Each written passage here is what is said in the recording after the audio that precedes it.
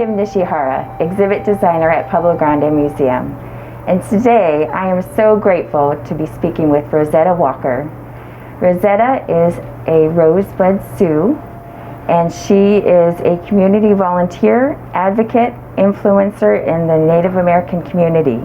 As the recipient of the Phoenix Indian Center Volunteer of the Year Award, Rosetta is widely recognized as an activist with emphasis on education and supporter in the Native American arts community. Ms. Walker held board positions with several educational institutions, serving in capacities as scholarship chair and secretary. Rosetta is instrumental in the continued success of the annual Pueblo Grande Museum Indian Market in Phoenix. Hi, Rosetta. Good morning. I'm Rosetta Walker, Sikangwu Lakota from the Rosebud Sioux tribe in South Dakota, living here in Tempe, Arizona, on the Akmil, A'atam, and Peepash people's lands. So Rosetta, prior to our interview today, has walked through the exhibit, our new exhibit, and our new gallery at Pueblo Grande Museum. Rosetta, having walked through the exhibit, Rights and Resilience, celebrating Native American women, what are your thoughts about the new exhibit? I was pleasantly surprised at the new exhibit and how well done and thought out it all was. The additions of the sculptures were highly recommended and beautifully done. Also, my favorite item was the toka stick, which highlights the A'atam's traditional games that the women would play, toka.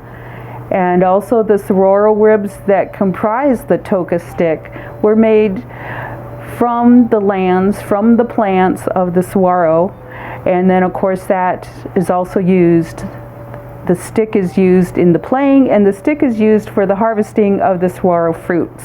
So that all ties into the Sonoran Desert here, the peoples of the Southwest. I also really enjoyed the resistance component to it. When we're talking about women in resistance, we're talking about indigenous peoples, indigenous women who lived here for thousands of years, and how we have come today to have to fight for our rights, fight for the right for voting, fight for the right to hold public office. And I'm hoping that this exhibit will help instill in young women today to run for public office, to be involved with the legislation, to be involved with knowing their rights, and to not let their voice be silenced. And that's the next question I had for you is, what do you hope for Native girls? Change is what tribal professor and National Women's Hall of Fame inductee Sarah Deer is hoping for. She sees women in Congress and as a federal judge as women who are leading the charge on what we hope to accomplish for Native women in Indian country. Her message to Native girls is dream big. What's your message to young Native girls? Definitely the dream big, and no dream is too small. No dream is not attainable, because the world is your oyster. You know, we're given this one life, we're given this one chance to make a difference. And I use that term, making a difference, because our voice matters. And for young women to get involved in the legislative process starts in high school. It starts with learning civics. It starts with, at age 18, registering to vote. And it goes on, forward from there as far as activism. You know, your voice matters. How you use your voice matters. And I just encourage all young women to just get involved. Know who your legislators are. Know what legislation is coming down the pike that affects you, affects your family. I mean, people today, they say, why should I get involved? Why should I even care? And I tell them, it's like, the roads you drive on, you pay a tax for. The gas you purchase, you pay a tax for. People are making those tax rates. People are making rules and laws and regulations for us that we have a voice in. So that's where your voice matters. That is where you have to step up and make a difference, because your voice does matter. So please, get out there. Register to vote. Get out there. Have a hand in democracy and make a difference. Absolutely. That's a powerful message for young girls and for everyone, really, as the decisions impact us all. And to get out to vote and to have these young voices and voices of indigenous communities heard within our democracy is very important, for sure. You have been a steadfast advocate at the Arizona legislature for missing and murdered indigenous women and girls, attending the House and Senate hearings. You were present when the House Bill 2570 was signed into law by Governor Ducey in May 2019. What needs to change, Rosetta? What does this law help to accomplish for indigenous communities? Arizona House Bill 2570, Missing and Murdered Indigenous Women and Girls, created a study committee that currently comprised of 21 members from across the state of Arizona that are helping to create verbiage that'll help law enforcement, that'll help legislatures to combat this epidemic that has swept across the United States. And from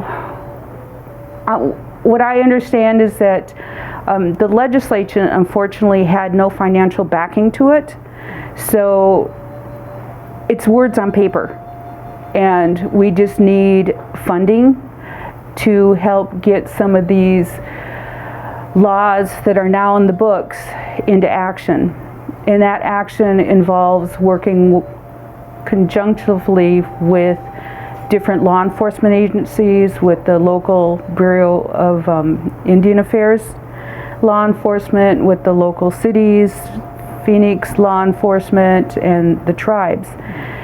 And what I saw when the law came into effect was that these law agencies, law enforcement agencies, were not talking back and forth to each other. The numbers weren't there as far as being accountable. If you're indigenous, native, your number wasn't counted as such. You were either black or you were white on paper, and you weren't counted if you were Hispanic, you weren't counted if you were Asian, you were just black or white. So with the legislation in place and hopefully funding coming down, they will be able to connect those dots within the law enforcement agencies to have a greater impact when the numbers start to get reported correctly. So the legislation is very helpful. And of course, there's also little amendments to the legislation that's currently being talked about today in the 2021 legislation by Representative Jennifer Germain, who was the one who got the bill passed as her freshman year in legislature. And we're very proud of Jennifer Germain. She's LD 18 representative, which is my town. From Tempe, she's my legislature representative. And she's fighting for us all. She's fighting for the indigenous women and men that go missing across the state of Arizona. And hopefully, with the awareness campaign and being out in the public eye, it'll stop. Some of this just has to stop. The degradation and how the young women are treated in today's media, and how the man camps have been treating the young women that come across their paths is just, it's horrifying, it's horrific, and I am hoping that the awareness campaign will help to reduce the numbers of the young men and women that go missing. Very important to help create that change for indigenous communities and make sure everybody's safe. Well, Rosetta Walker, thank you so much for your time and talking with us today. And we encourage everyone to come and check out the new exhibit, Rights and Resilience, at Pueblo Grande Museum. Thank you. Thank you.